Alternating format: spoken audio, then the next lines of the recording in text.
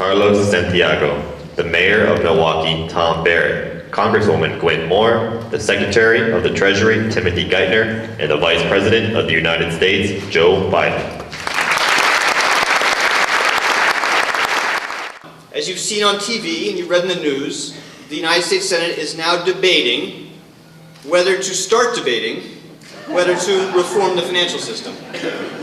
And I think it's very important that Americans know what is at stake in this debate, why it's important, why it matters. The sleep of the switch. Financial reform is about protecting the financial security of all Americans, the old and the young, those working and those who have already worked a lifetime. It's about protecting consumers and investors from fraud and abuse, from financial predators who preying on the innocent and the unknowing. It's about providing a stable source of affordable credit and capital to businesses, small and large. It's about giving consumers and investors the information they need to make responsible decisions. We got to put a capstone on this, folks. Both parties have been working on this for over a year now. Why would I be here talking about financial reform? What does that have to do with the middle class? Everyone knows it has everything to do with the financial structure of this, but what's it have to do with the middle class? The first reason why it's so important is obvious to all of you. When recklessness and greed on Wall Street lead to a financial crisis, every single American suffers the devastating consequences of that. You all know that, you see it. The second reason is, when financial markets are functioning the way they're supposed to, they allocate capital to the most productive uses. They create jobs, they create opportunities, and that's what builds the middle class. So for instance, why doesn't the bill just cap the size of the biggest banks? That's something that a lot of people can understand. And there is a size limit in the bill, but it's only for mergers and acquisitions. So banks can still grow and grow and grow and grow and still pose a real threat to the whole system. What this bill will do is give us authority we did not have to come in earlier and limit the amount of leverage these firms can take on. That's the most important thing to do, and the bill does that. So actually, the financial markets, those people who are doing those derivatives and things like this as risky as those things, still just provide liquidity to the whole market. So I'm just wondering, how can you just classify those, very healthy investment tools, portfolio trades like this, with some kind of like very harmful investment tools? And also my second question is, we believe that the most important thing for the government to do is find the people who are as professional and as sophisticated as the people in the Wall Street. So how do you just improve this aspect of your work? Thank you.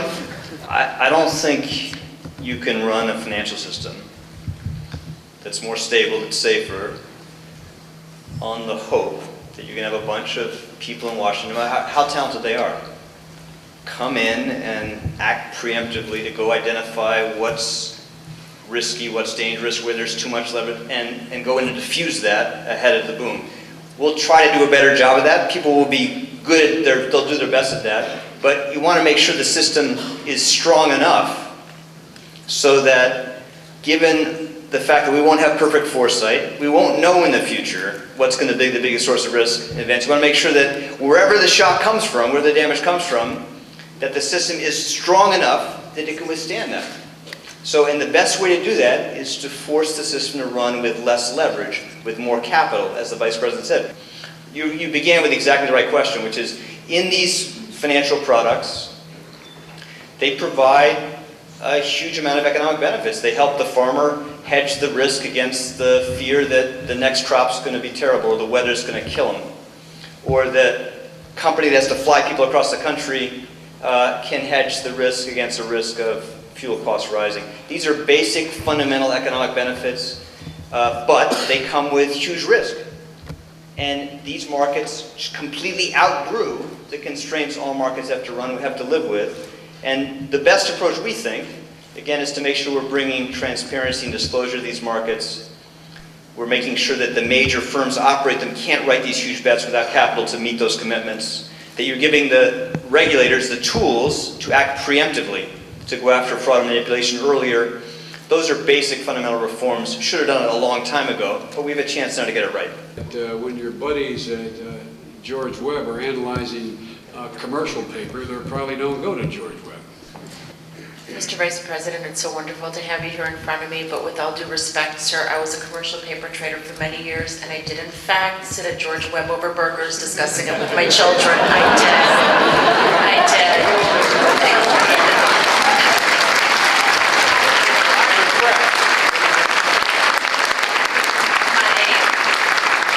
So those of you who graduated in business school, this is not a pep talk like a graduation talk, like, you know, we expect a lot of you. We expect a lot of you. We expect, no, really and truly.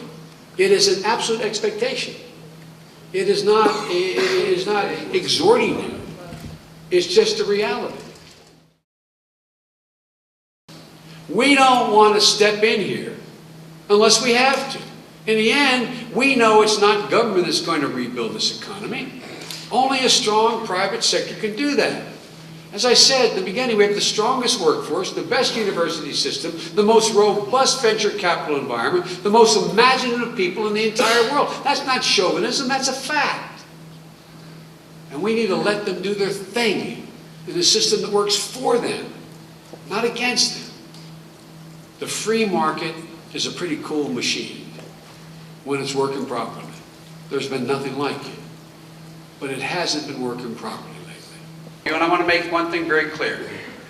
I think it is totally, completely, to state the obvious, appropriate for the public and any and all of you to disagree fundamentally with how Barack and I think the change should take place. That is what the system's about.